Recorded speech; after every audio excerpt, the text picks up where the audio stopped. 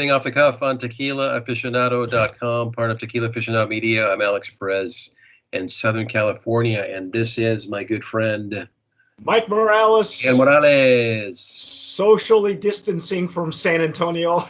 Jeez. Socially, you mean physically? Yeah, physically, socially, I don't know. Social distancing from way out here. Ladies and gentlemen, the cool thing about what we do is that we get to taste tequila from the comfort of our homes or offices. Yes. And tonight, look at this. Look at this. Isn't she beautiful? Grand Mayan. This is the Tequila Reposado. What a beautiful bottle. It is gorgeous. You know, Alex, for a Reposado, this is the last time I saw a bottle this gorgeous. It was Porfirio. Remember Porfirio? Came in a blue bottle with an angel in the middle or something. It was just gorgeous. This is a ceramic.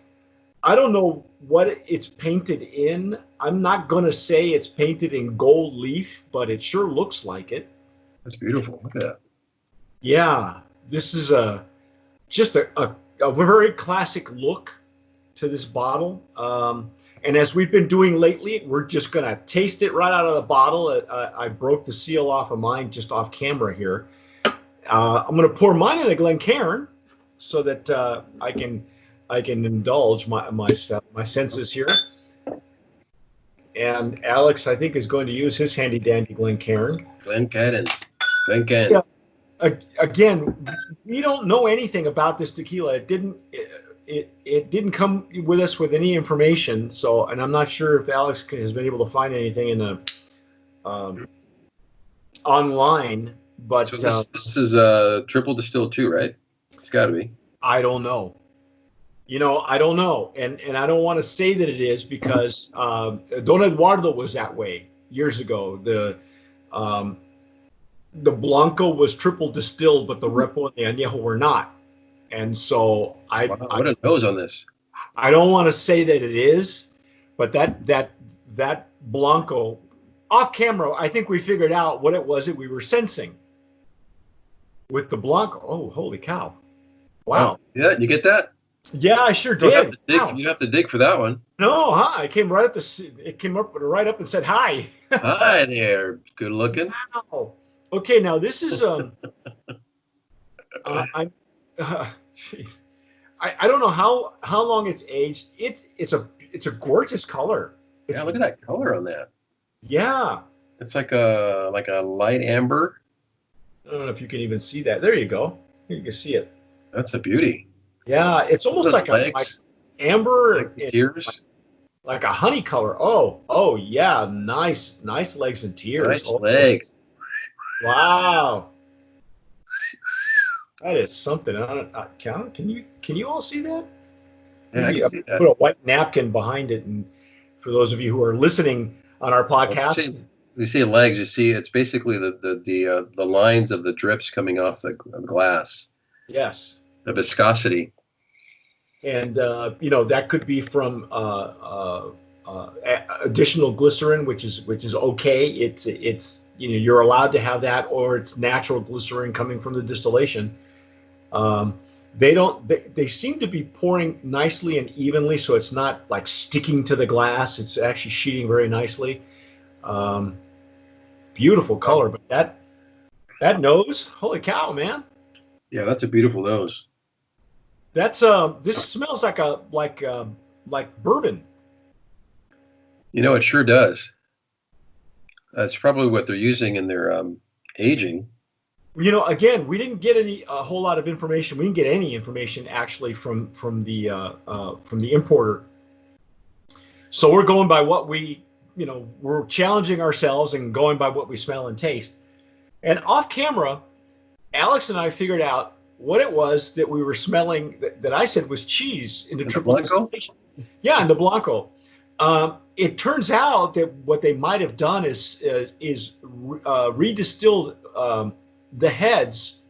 I'm going to say heads or tails a second time around to give it a separate aroma that reminds me of cheese. And Alex was finally getting it as it opened up. And he went through his sample, but this one's all bourbon forward, man. I can definitely get some vanilla and the wood. I could smell the wood notes, even some dried fruit. Yeah, yeah. Dried fruit, honey scents. Wow. Hey, let's dive in. Let's see what we get. See if it tastes like bourbon. So it's really complex for a reposado too. Wow. Oh wow.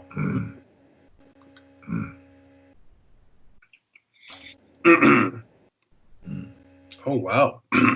Oh wow, I was right. There was a slight mintiness I've tasted before from barrels. Just slight at the beginning. Wow, that is good.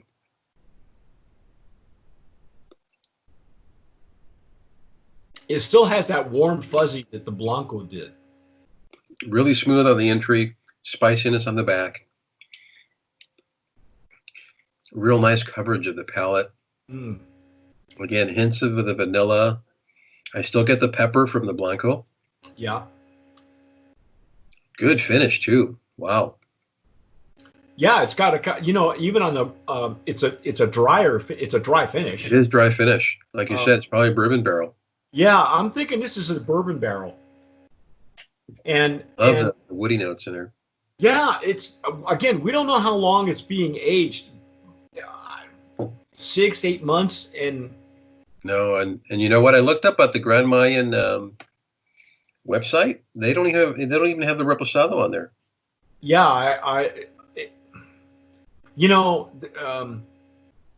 some of these brands now it's to the point where you have to look at their social media to figure out what it is that we're tasting. And I know Grand Mayan has an Instagram account, which is probably how we reached out to them in the first place.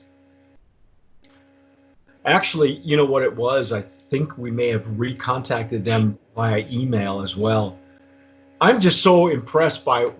I'm getting like there's bourbon char in there. You know, there's a. I don't want to call it smoke. I want to call it char because it's not a smoke as you would have with a mezcal. But it really was bourbon right off the nose. It was like, wow. And I'm getting the herbalness through there's a mintiness in here that I'm getting probably from the barrel. Nice. Wow. The complexity, there's a dimension to it, but it doesn't. To me, it still doesn't seem to me as much as the Blanco did. But this isn't bad. Don't get me wrong. This is a pretty complex reposado, Mike, from the nose to the palate. It's almost like an añejo. Well, you know, we just said this off camera. Look at the bottle. The bottle is this beautiful blue ceramic finish to it. And you would think that, you know, you're more likely to see an extra añejo in a bottle like this. And this is what they put their reposado in. But, you know, they don't lie to you on the label that says a very special tequila. Yeah, it is a 80 proof, and so was the Blanco as well, the silver. Hey, you know what? Brand Promise nominee, man. Hit me with that Brand Promise. Hit you with the paddle. I'm impressed. I'm really enjoying this reposado. Just in case you didn't catch the Blanco, the distillery is 1173. That is, there are several. It's a maquiladora, but there are several brands that come out of there. Tres Agaves used to come out of there. I believe they've moved now. They had their own distillery.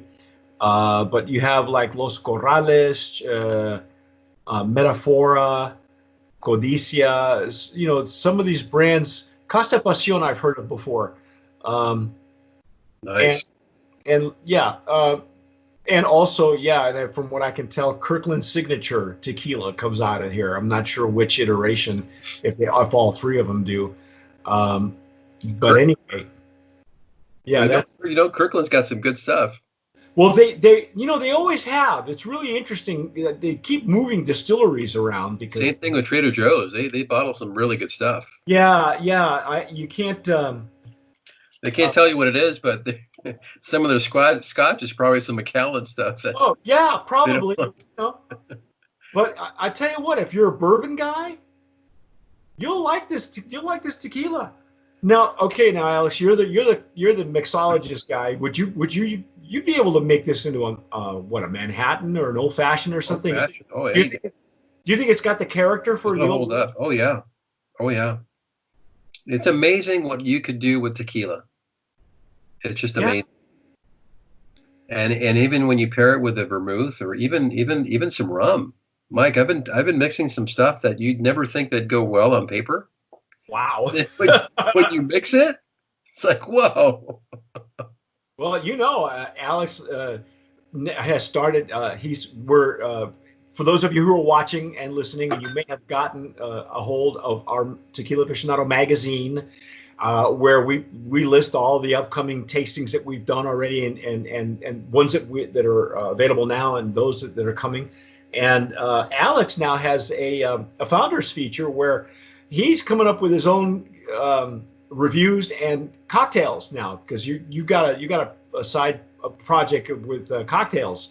Got a side hustle. Yeah, it was a side hustle. And the collaborative. Yeah, the LA collaborative. So you'll see some new recipes and stuff. So the May issue, by the time you see this, the May issue will be out already. But take a look at some of his concoctions and some of the tried and true, because Alex he's the guy that likes to experiment with some of these tequilas, because I'm not much of a cocktail guy, but mixing it up, baby. Hey, mixing it up. But anything else we want to say? What's our price point on this on Grand Mayan? Price point on this is going up, man. This is they've got it for $80. Wow. $80, right around that range. Yeah. Now, 79, 73, 74. Yes, it is. It's steep for a Reposado. Again, we don't know. I wish they would tell us more information on how long it's aged. You're getting a beautiful bottle. Chances are they're from what we can tell, their process is clean and it's good, and it's like you said, it was kind of OG. The Blanco was really old school, until we were off camera that we figured out that maybe what they had done is, because it's triple distilled, they redistilled. That's right. The heads and tails to get that really unusual. Some don't toss that. They just distill it again. Yeah. Old Town Tequila has it for $66.99. You save $3. It's a steal. It's a steal. It's a steal. That's not. You know what? For the character. Yeah, for the character in this Reposado to behave like an añejo. And this would make an amazing gift too. Oh yeah. Probably by the time you see this, it'll be close to Christmas anyway. But you drink it and you keep the bottle. You didn't go throw this bottle away. Mm-hmm. Beautiful. Art. All righty. Well, that's our take on Grand Mayan Reposado.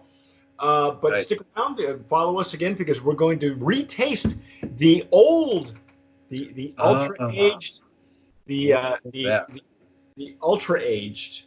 And I got a little bit of the old juice left over too. Yeah, so you're going to do the side by side. So anyway, that's our take on Grand Mayan Reposado, Brand of Promise nominee in that category, and also in packaging, of course. Oh yeah. But that's our take. If you are watching us on, first of all, let me introduce myself again. I'm Mike Morales here in San Antonio. That gentleman out there is Alex Perez in Southern California. Yeah, please like us, forward us, listen to us, view us on how many platforms now?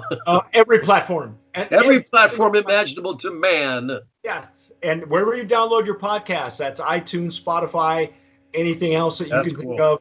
We're there, because that's how we started anyway, with no video, just audio, folks. So now we can do both, which is really cool. It's funny that it's circled back to audio now. Yeah, I know, huh? Well, for those of you who are listening to us on Spotify or iTunes, you can download some of the old original podcasts. Our first original is up right now. Of course, right now is April, and hopefully by the time you see this, you'll be able to, circle Those are back. the ones we did when we were 12, 13, huh? Yeah, we were just babies. We weren't even allowed to drink. Take us home, Alex. Oh man, thanks for watching. You've been watching Sipping Off the Cuff on Tequila Aficionado Media, tequilaaficionado.com, and as always, enjoy and think and drink wisely.